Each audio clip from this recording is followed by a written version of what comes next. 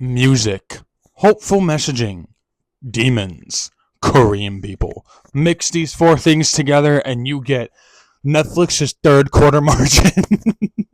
K-Pop Demon Hunters is the most recent Netflix original film animated by Sony Pictures Animation, and this film is honestly a pretty good film. Before watching this movie, I had the mindset that I wasn't going to enjoy this film at all because I'm not very into K-pop. Recently, K-pop has been very popular in the United States and has gained popularity mostly throughout many Western countries. Before watching this film, my friends were telling me that this film was actually really good, and I didn't really believe him very much. But then I gave it a chance recently, and goddamn, this movie is actually pretty good. I'm going to talk about the movie and the story itself, and then I'm going to go into the characters, the animations, and the songs as well a little bit towards the end of the video. But before we get into the video, if you do enjoy this video, please leave a like, subscribe, leave your comment on your thoughts about my opinion, but also about the movie itself. I want to hear you guys' opinion. I want to know what you guys think about this movie and everything. And let's get into the video.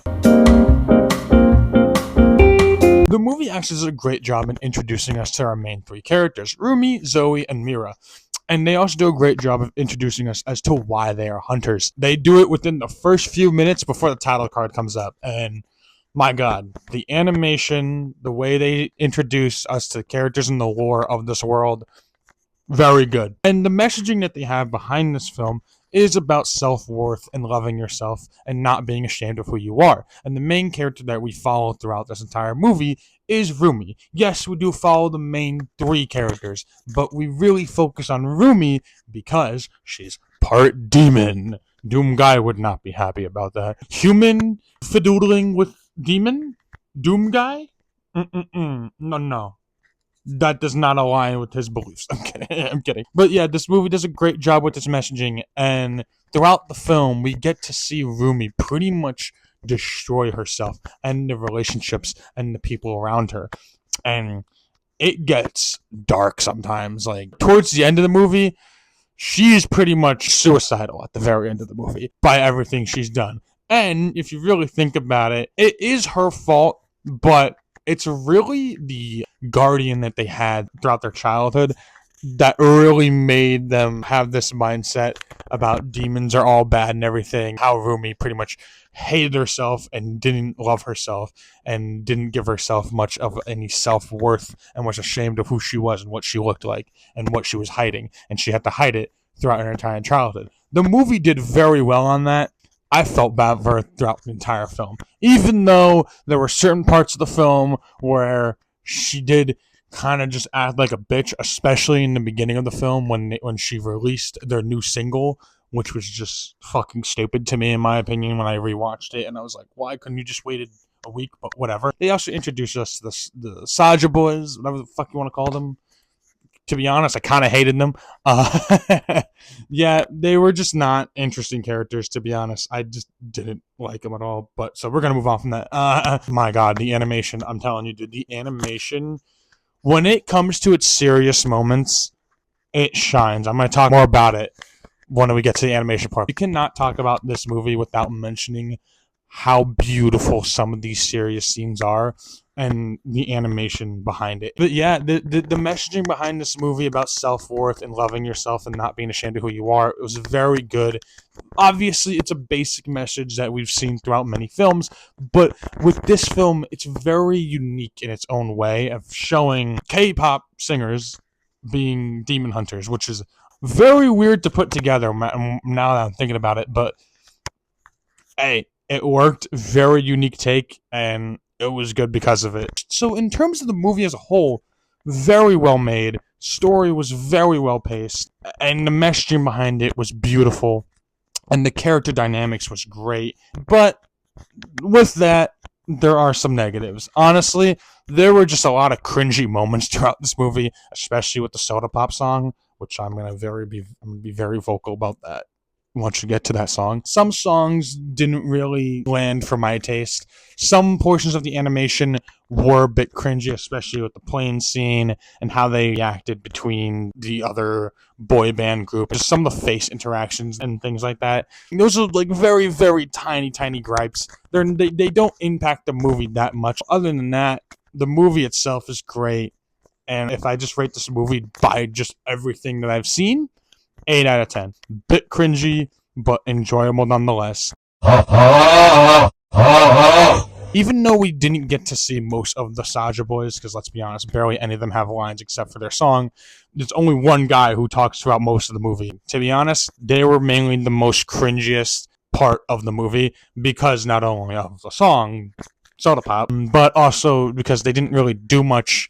And when they interacted with the other characters, especially midway through the movie when they were doing this autographs, it was just not it. Not it at all.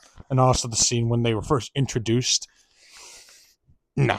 Just no. So, yeah. Character-wise, those guys weren't great. Huntrix actually were some of the best characters in the film. The dynamic between the three characters were actually very well done, and they bounced off of each other fairly well in terms of the overall story. I did enjoy towards the end when they decided to change the song. It was actually very, very sweet and very, wholesome in a way. They kind of, realized that they can't work together if they're not clicking together and stuff like that. So it was very sweet, and I did enjoy that a lot. Their guardian, oh my god, I hate their guardian.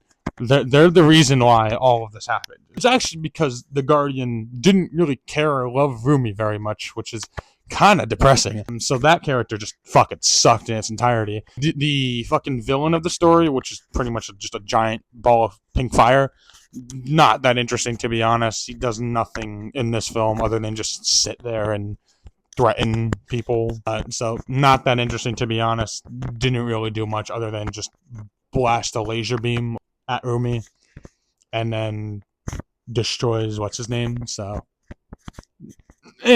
my favorite characters, I'd say, are the bird, the blue cat or tiger, and Bobby.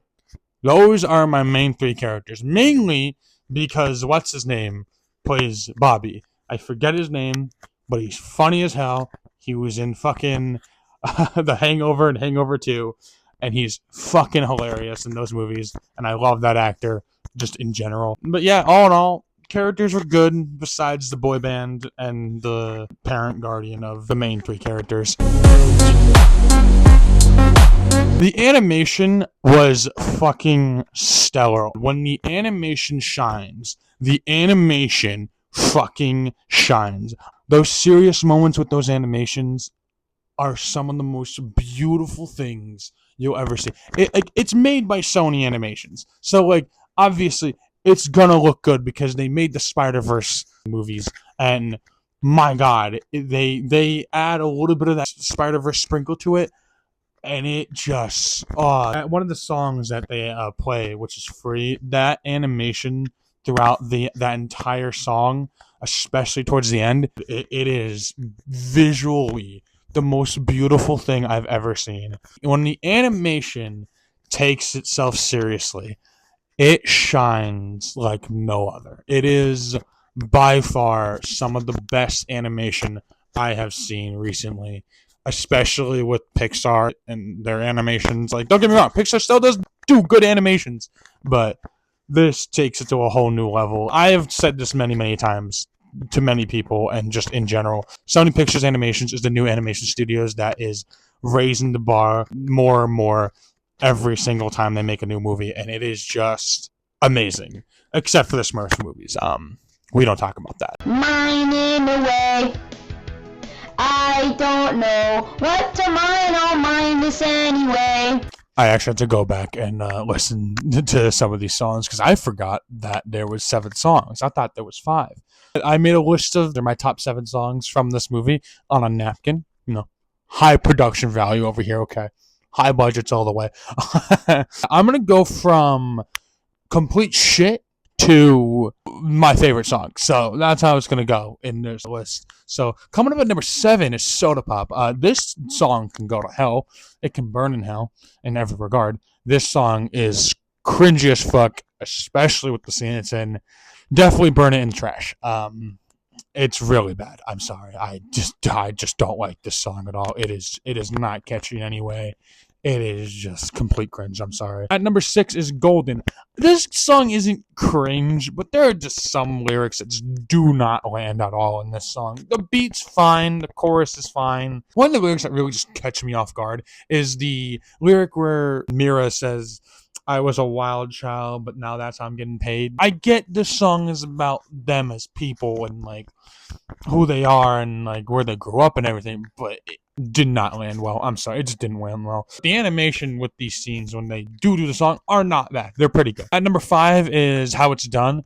Honestly, for the intro scene to introduce the characters and the hunters and all that, very good. This song is very good in its introduction, but just the song alone, it's good, but it's not a song I vibe to or listen to with people. You know what I mean? It's just good if like I catch it out of the blue and it's like, oh, why not? I'll listen to it. That's it. You know, it's not something I'd add to my playlist. All in all, it's good with the animation scene at the beginning of the movie, but on its own, it's just meh.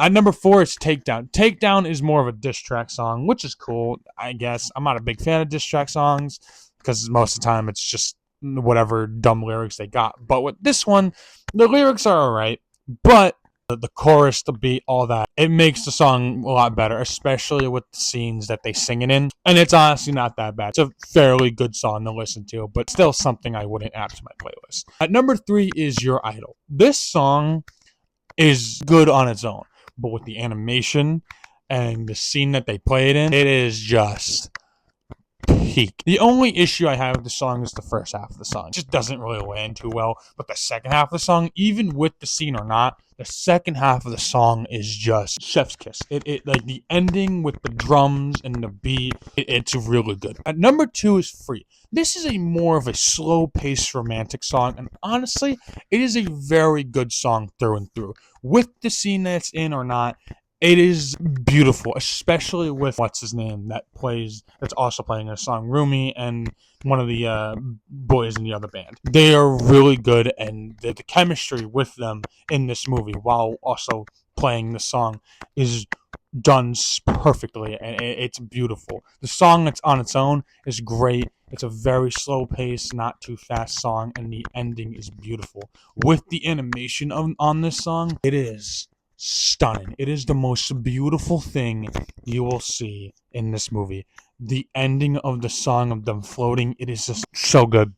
That was one of my favorite scenes throughout the entire movie, and this song definitely deserves its number 2 spot. At number 1 is What It Sounds Like. What It Sounds Like is just all around on its own, just peak. At the beginning, it's a slow-paced song, and it gets faster and faster as the song continues. And at the end, I was just vibing to it all the way. And with the scene that it plays in, when they're coming back together, fighting the demons, trying to stop the main villain of the movie, it adds a whole new thing, and the animation is just better. Again, most of these songs in the top 3 is mainly because of the animation and scene that it's in, but on its own, they stand very well. All in all, these are my top 3. What It Sounds Like is just complete peak through and through. Great song. This movie was, all in all, very good with everything we talked about between the characters, story, animation, and songs. Very good film, very enjoyable to watch. A bit cringy here and there, but honestly, what is a movie without a little bit of cringe? Like, most movies are gonna have cringe. And that's my review on the movie. Let me know what you guys thought about the movie and what you guys think about the video. And yeah, like, subscribe, and I'll catch you guys in the next one.